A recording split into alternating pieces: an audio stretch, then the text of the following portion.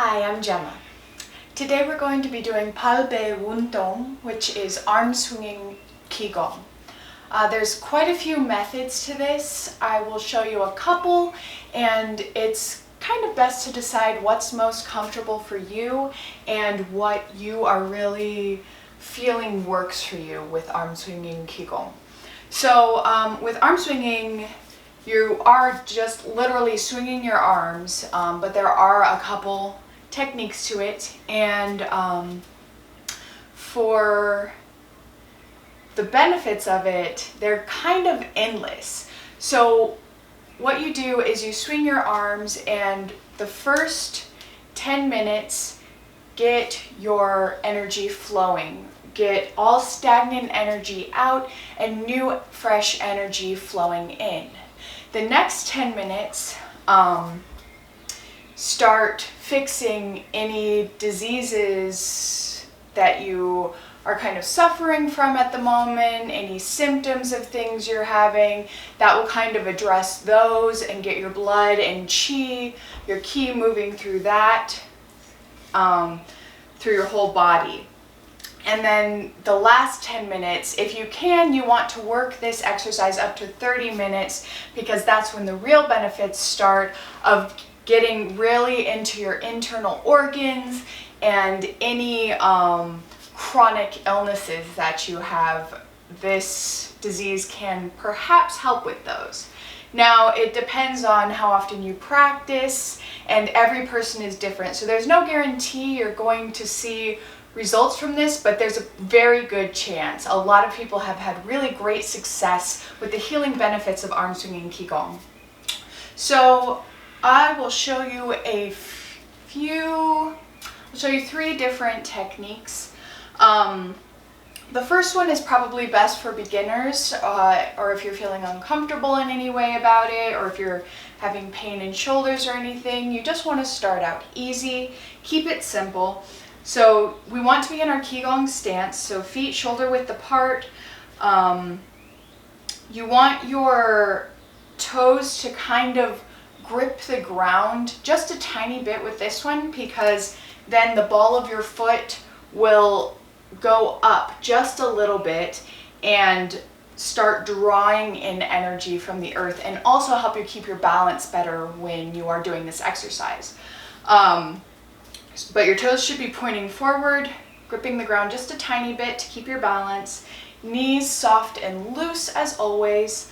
Tailbone tucked under to straighten out your lower back. Imagine a rod going down into the earth. Imagine a string extending from your head to the sky to keep your head, the crown of your head up, and keep your head kind of loose and floating. Tuck your chin to keep your neck straight. Put the tip of your tongue behind your teeth, your front teeth, where your gum meets your teeth, to connect the energy meridians going up your spine and then down the front of your body. Keep your shoulders relaxed. It's very easy to tense your shoulders when you're doing this exercise, so try to stay aware of what you're doing. And if they get really tense, just kind of relax them. But as you move through the exercise, you'll become more aware of your body, more aware of how your arms and entire body are feeling.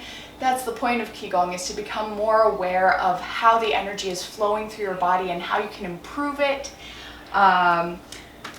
So we have all that. We'll keep our arms a little bit open where our armpits are to let energy flow in through those energy centers. Keep a little bit of space between your fingers if you can. When we're doing the arm swinging, it's slightly different, but definitely for the first one I'm going to show you, keep those hands loose and just a little bit open. All right, so the first exercise, the first method of doing this is, with all of them, you want to start out from your shoulders. The movement is going to come from your shoulders, so don't fling your arms around with themselves. Just move your shoulders and your arms will gently move forward and backward. You want to move your hands together. Kind of creates a wave-like movement that'll really get the energy flowing back and forth. So with this one, you'll go to about your danjon, which remember is the energy center just behind your navel usually. You can imagine it as a glowing ball of light. It's energy, it's where you store your energy. When you're not using it, your entire body gets its energy from it a lot of the time. So you go to your danjon and then back, try not to go too far behind your bottom, but don't worry about that quite as much. So all you want to do is keep your hands loose and then try to lower your center of gravity just a little bit if your knees are comfortable. If you're feeling any pain in your knees, just go slower with the arm movement. But if you're feeling comfortable, you can lower your knees just a little bit, grip the ground just a little bit, try to stay relaxed. And then what you're going to do is simply let the momentum carry your arms and swing them. And try to keep your spine as straight as you can get it. And then breathe as deeply and slowly as you can as you do this. You want to make sure you're breathing into your danjon, expanding your stomach as you take your inward breath and contracting it as you release. Now when you first start doing this, as I said, 30 minutes is best. The best way to time it is to just see how long it takes you to do a certain amount of swings. It's good to time yourself. But generally 500 and then 1,000 swings is really good, and that will take you around 10 minutes. So just start out with 5 minutes, see if that works for you, and go to 10 minutes. Just gradually build this. You don't want to overextend yourself because it shouldn't harm you, but sometimes it can do more harm than good if you get sore the next day and then you can't continue your practice. So you want to be slow and methodical with Qigong. You want to always be asking your body how it feels and if what you're doing is beneficial to it at the moment. So that was our first movement. Just gently swinging your arms, breathing deeply. Just a slight movement, mostly while you're meditating. And then the next movement that we'll do is going to start at the top. You want to have your hands not in fists, but in little circles like this. Fingers loose, a little bit apart probably, just to keep those energy centers open. And again, we're gonna let our shoulders do the brunt of the work, just gently tilting them back so that our arm raises almost by itself, and then letting it fall. Not too far behind our bottom, but a good amount. And again, breathing deeply in our Qigong stance.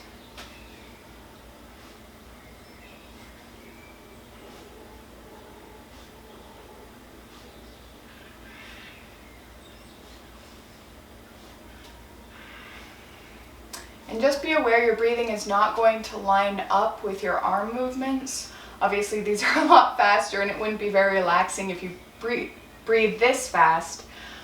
So you just want to breathe as deeply as you can as you're going. The last one is a little bit more advanced and took me a minute to figure out, but it's kind of fun if you want a little more movement in your practice, if you're feeling like this isn't, well, not that it's not enough for you, because if you do this long enough, it will be enough for everyone. But if you maybe are feeling a little antsy, you don't want to stand in place that long, your knees are getting sore, not to the point of hurting, but just like they need to move a little tiny bit, you know. So if you want to add a little extra challenge or fun or whatever you want to call it, you can put in a little dip of your knees every 5 swings.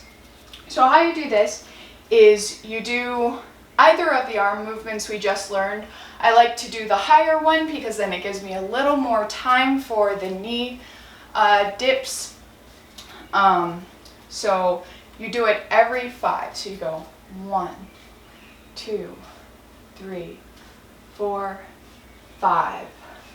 So you'll dip your knees twice because that goes better along with the movement. If you just try to do it once, you're gonna throw yourself off. At least that was my experience. Maybe you can figure it out better than I can, but I'll just demonstrate this for you a couple times. Why don't you try it along with me?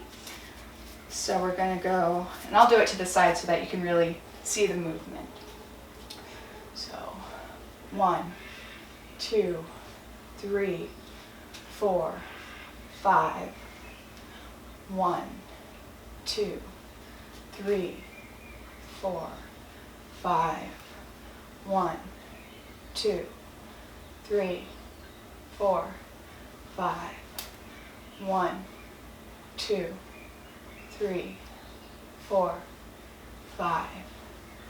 1, 2, 3, 4, 5. All right, beautiful. So that was Pave Undong, arm swinging Qigong. Practice it every day for at least 5 minutes, and I think you'll find massive improvements in energy levels and mood, and it's just kind of fun to do. Have a wonderful day.